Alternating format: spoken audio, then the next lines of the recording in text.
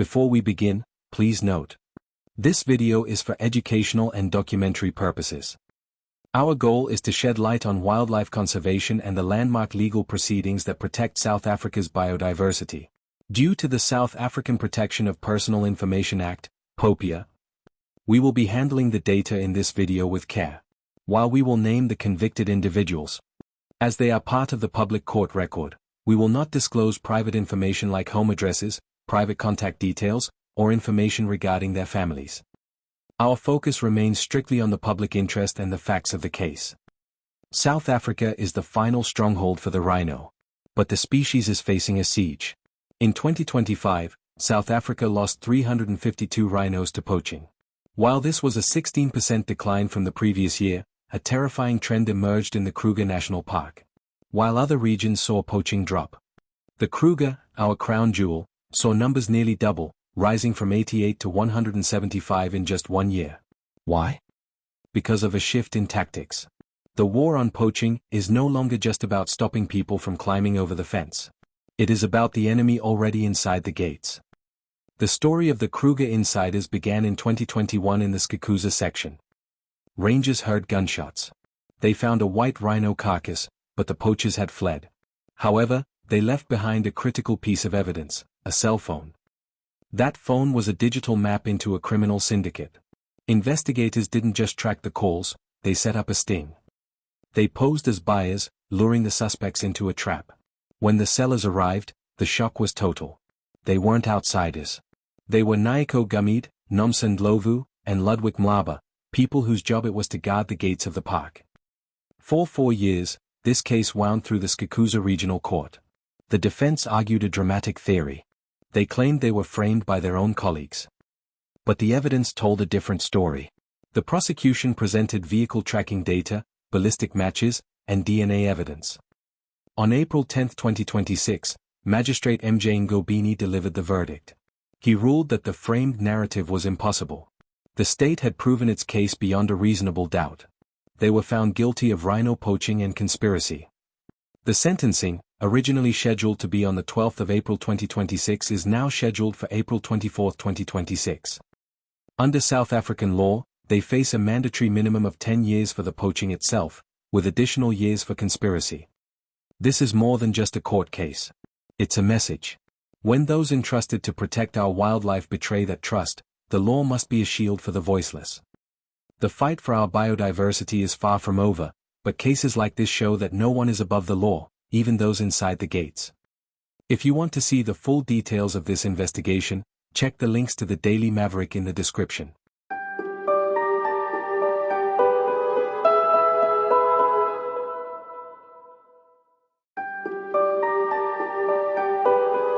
Rhinos are keystone species. When they disappear, the entire savanna changes. Their grazing patterns maintain the grasslands that support hundreds of other species.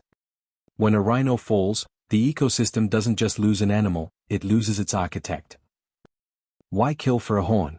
In China and Vietnam, rhino horn is more than medicine, it's a status symbol. Despite bans in 1993 and 2017, the shadow market persists. It is bought as a luxury gift, a display of wealth, or a desperate hope for health. It is currently worth more than its weight in gold or cocaine on the black market. This isn't just about men with rifles.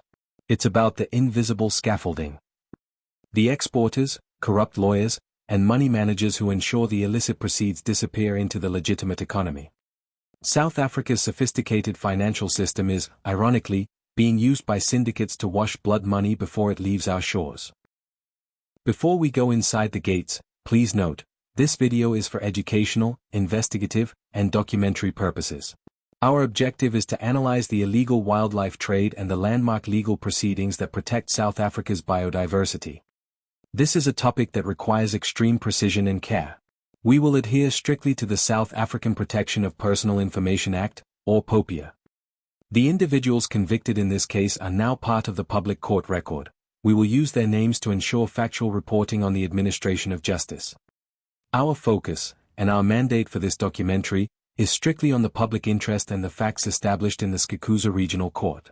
We must respect the rule of law while telling the truth. Look at this landscape. It is the cradle of life. It is also the battlefield of a quiet, brutal, multi-billion-dollar war. South Africa holds nearly 80% of the world's remaining rhino population. We are the final fortress.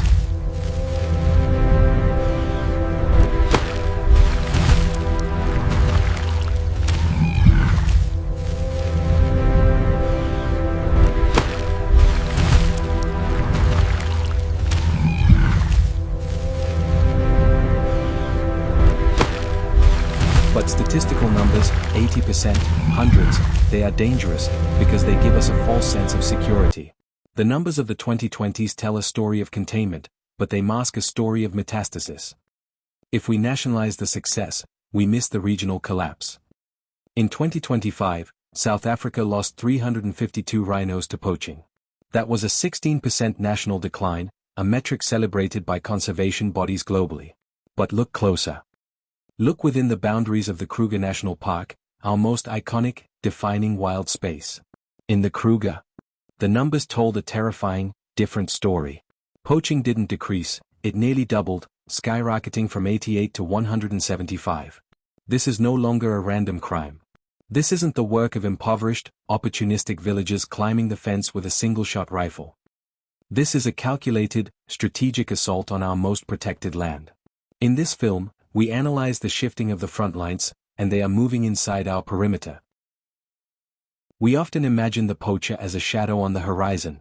A foreign intruder hopping a fence under the cover of a new moon. We want the enemy to be other. But the files emerging from the Skukuza Regional Court tell a much more painful story. They tell a story of a betrayal that cuts deeper than any wire fence ever could. On April 10, 2026, the gavel fell on a case that stripped away our collective naivety. 3 former employees of Kruger National Park, Nyiko Gumede, Nomsa Ndlovu, and Ludwick Mhlaba, were convicted of rhino poaching and conspiracy. These weren't just workers, they were the gatekeepers. They were the ones entrusted with the very keys to the fortress. The evidence that brought them down was as haunting as it was definitive. In 2021, when field rangers sprinted toward the echo of gunshots in the Skukuza section, they found the familiar, gruesome scene, a white rhino carcass, horns hacked away. But the killers had made a fatal error in their haste. They left behind a cell phone. When investigators dialed the last number on that phone, the person who answered was one of their own. This wasn't a crime of poverty. It was a crime of access. When the people tasked with manning the gates are the ones providing the coordinates, the fortress becomes a cage. The Skukuza case exposed a metastasis of corruption where internal intelligence, patrol schedules, ranger locations, and rhino sightings, was being auctioned off to syndicates. The conviction of these insiders is a landmark victory for the rule of law, but it also forces us to ask, if the shield itself is rusted, how can the heart of the park ever be safe? On April 10, 2026, the gavel fell on a case that stripped away our collective naivety. 3 former employees of Kruger National Park, Nyiko Gumede, Nomsa Ndlovu, and Ludwick Mhlaba, were convicted of rhino poaching and conspiracy. These weren't just workers, they were the gatekeepers. They were the ones entrusted with the very keys to the fortress. The Skukuza case exposed a metastasis of corruption where internal intelligence, patrol schedules, ranger locations, and rhino sightings, was being auctioned off to syndicates. The conviction of these insiders is a landmark victory for the rule of law, but it also forces us to ask, if the shield itself is rusted, how can the heart of the park ever be safe? While we focus on the rhino, our charismatic, prehistoric titan, the war for South Africa's biodiversity is being fought on a much broader, more invisible front. We are losing the background noise of the bushveld. Biodiversity is not just a collection of animals, it is a delicate, functioning machine. When you remove a keystone species like the rhino, you don't just lose an animal, you lose a mega herbivore that shapes the landscape, creates water holes, and maintains the grasslands for smaller species. But today, the landscape of fear created by poaching is shifting the behavior of everything from elephants to dung beetles. In 2026, we are seeing a terrifying trend, habitat fragmentation. As human settlements expand and industrial agriculture pushes against the borders of our parks, wildlife is being squeezed into smaller and smaller islands of safe land. But these islands are shrinking. In the high-veld grasslands and the coastal fynbos, the crown jewels of our floral kingdom, we have already lost over 26% of native species. We are witnessing the great simplification. We are trading complex, resilient ecosystems for monocultures of cattle and crops. And in that trade, we are losing the very things that keep us alive: pollinators for our food, roots that prevent erosion, and the natural filtration systems of our soil. But there is a threat even more fundamental than a poacher's bullet. It is the quiet, dry rattle of a disappearing river. In South Africa, the water crisis is no longer a future problem.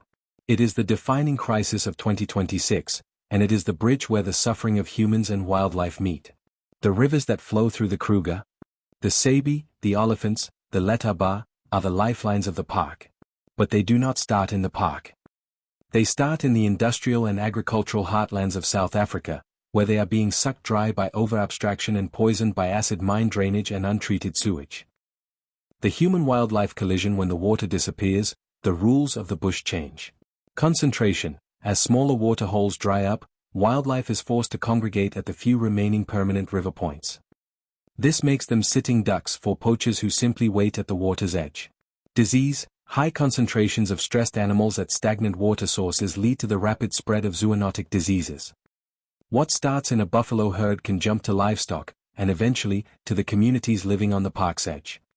Desperate for hydration, elephants and predators break through fences to reach human reservoirs and farm dams. This isn't encroachment. It is a search for survival. But for a farmer watching his year's crop destroyed, the response is often a retaliatory killing. The mirror of our future. The crisis in the Kruger is a mirror reflecting our own human vulnerability. The same water scarcity that forces an elephant to wander into a village is the same scarcity that leaves millions of South Africans without clean drinking water. The same corruption that allows a rhino horn to leave a park gate is the same corruption that allows infrastructure to crumble in our cities. We cannot protect the rhino if we do not protect the ranger. We cannot protect the ranger if we do not support the community. And we cannot protect the community if we do not respect the water. The Battle of Skukuza was won in a courtroom, but the war for South Africa's soul is being fought in the rivers and the grasslands. It is a war we are currently losing by degrees. We have the laws, the Poacher Act, the Constitution, the Skukuza Regional Court, but laws are only as strong as the people who uphold them. As we look out over this landscape, the cradle of life, we must realize that the fence is an illusion. There is no us and them. There is only the ecosystem. And when the water runs out, and the last titan falls, we will find that we were standing inside the gates all along. We have established that the enemy within relies on a currency of information. But if information is their weapon, then the digital trail is their trap. In the Skukuza case of Gumede, Ndlovu, and Mhlaba, the turning point wasn't a physical footprint in the dirt, it was a digital one left in the air. When a cell phone is recovered at a crime scene, it is no longer just a communication device, it becomes a state witness. Modern wildlife forensics has moved beyond simple call logs. SAN Parks investigators now employ the digital bloodhound, a suite of forensic protocols that can reconstruct a crime down to the second. Forensic analysts don't just look at what's on the screen, they dive into the unallocated space of the hardware. While a logical pull gets the photos and texts you can see, a physical extraction creates a bit-by-bit clone of the entire memory. This allows investigators to recover deleted messages and ghost coordinates from WhatsApp or Signal that the perpetrators thought were wiped. Every photo taken by a poacher to prove a kill to their buyer contains EXIF data. This data embeds the exact GPS coordinates and the timestamp of the shutter. In the courtroom, this is an undeniable tether, placing the suspect at the carcass at the exact moment of the kill. By analyzing tower pings, investigators can create a heat map of movement. In the Landmark Skukuza case, this tracking data dismantled the "I wasn't there" defense. When your phone pings off the Skukuza tower at 2 a.m. while you claim to be asleep in a village 50 kilometers away, the lie evaporates. This technology has shifted the power dynamic. It turns the poacher's greatest asset, their ability to coordinate in real time, into their greatest liability. But technology alone is just a finger in the dike. To truly stop the metastasis we discussed, South Africa has launched the rhino renaissance.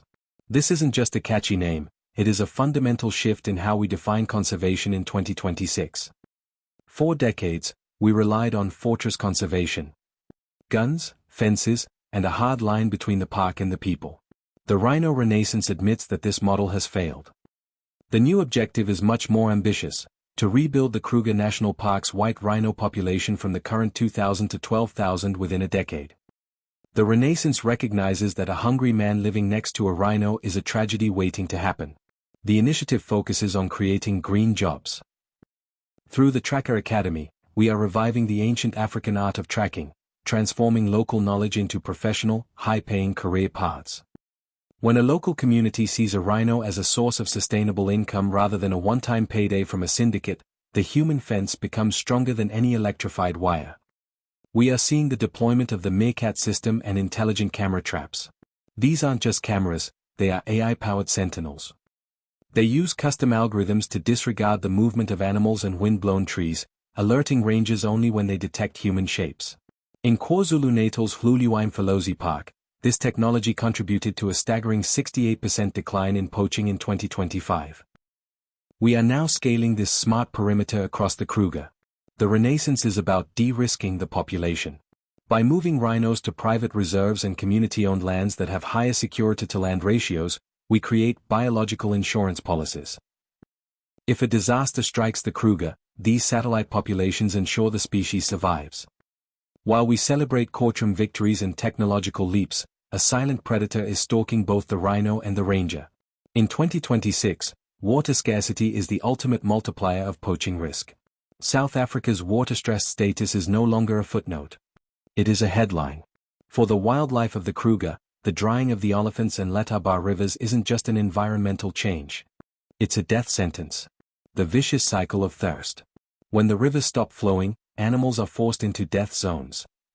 They congregate around the last remaining permanent water holes. For a poaching syndicate, this is like shooting fish in a barrel.